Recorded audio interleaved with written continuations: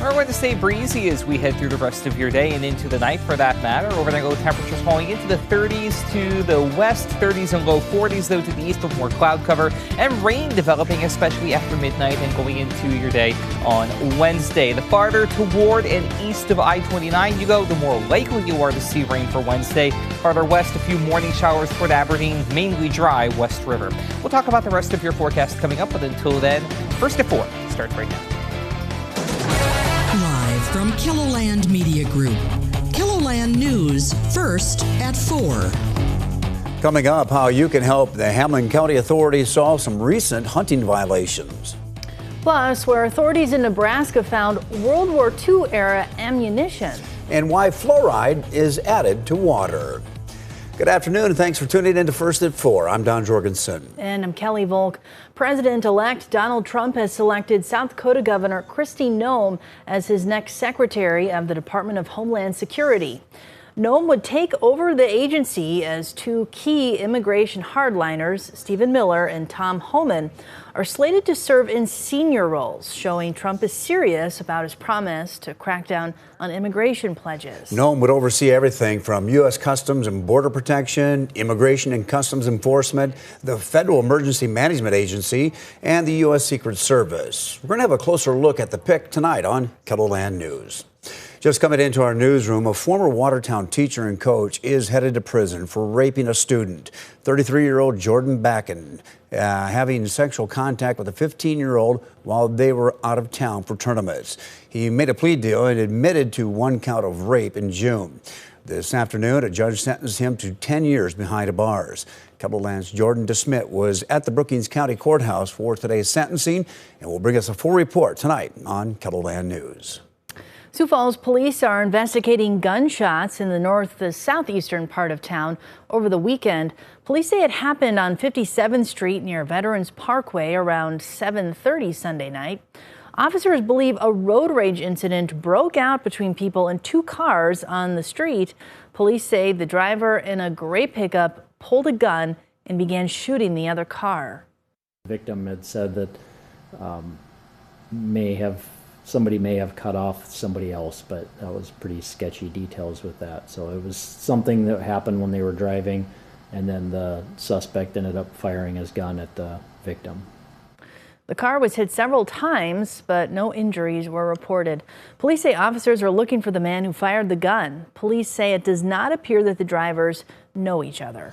Authorities in Hamilton County are asking for your help with some recent hunting violations. The Hamilton County Sheriff's Office says two white-tailed bucks were shot last week 8 miles apart on the Hamlin-Kingsbury County line.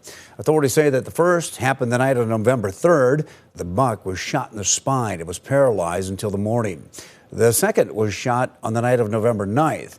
Both were shot off the road onto private property with rifles. If you have any information on these incidents, you're asked to call the Hamlin or Kingsbury County Sheriff's Office.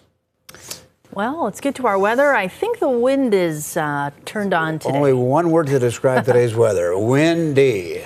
Yeah, and very windy at that, especially in portions of central KELOLAND where we had wind advisories that actually just expired at 4 o'clock Central Time.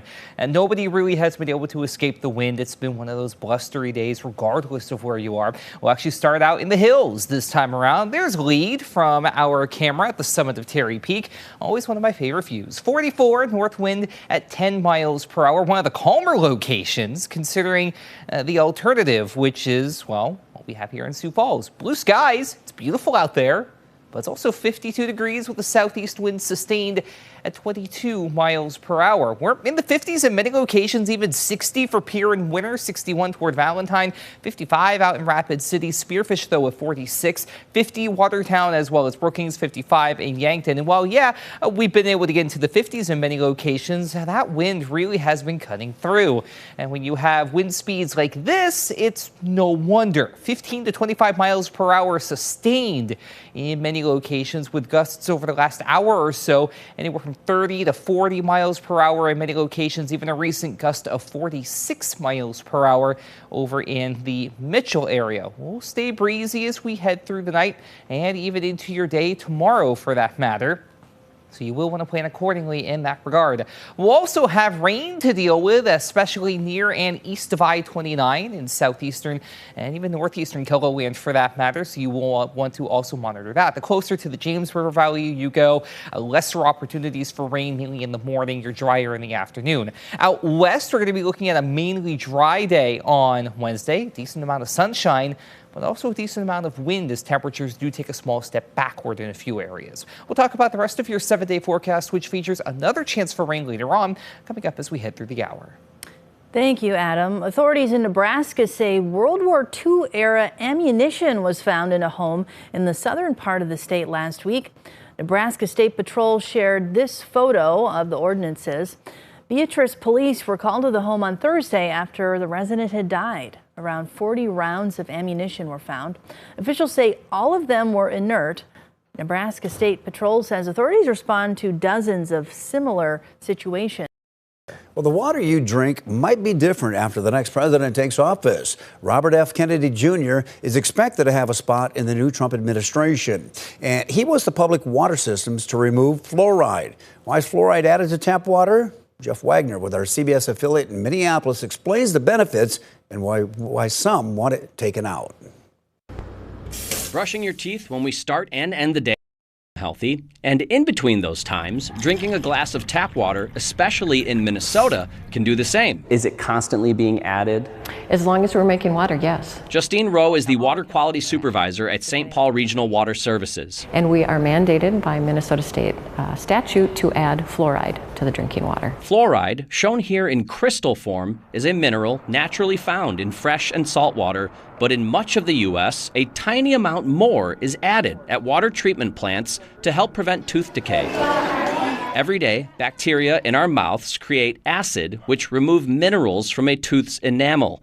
Fluoride replaces those minerals, making teeth more resistant to the acid. The CDC considers it one of the 10 greatest public health interventions of the 20th century, leading to a dramatic decline in cavities after 1945, when community fluoridation started. How much fluoride is added to the water? Well, the Department of Health says that we have to add at least 0.5 and not more than 0.9 parts per million. So we target 0.7. That target, 7 parts per million, is the equivalent of 3 drops of water in a 55-gallon barrel. Most Americans, or about 63%, receive fluoridated water through a community water system. In Minnesota, that number is 98%, since state law mandates fluoridating water. In Wisconsin, where it's up to each municipality, it's 84%. But in states like Utah and Montana, less than half of the population drink water treated with fluoride. What brings you to this spring? I like the idea of wild spring and fresh live water. At the Frederick Miller Spring in Eden Prairie, cars line up to load up on fresh spring water. I water my plants with it, I drink it. It's not treated with anything, including fluoride, which some prefer. Should have never been put in there in the first place, in my opinion. Her concern is shared by Robert F. Kennedy Jr., who wants fluoride removed for health reasons. Earlier this year, a federal study determined with moderate confidence that there is a link between higher levels of fluoride exposure and lower IQ in kids. It was based on other countries where fluoride levels were twice the recommended limit for drinking water. I don't think necessarily it needs to be banned all across the board, but I think there should be studies done. With photojournalist Jose Pascual, Jeff Wagner, WCCO News. If the Trump administration recommends removing fluoride, state and local governments still get the final say. Your toothpaste and mouthwash also likely contain fluoride.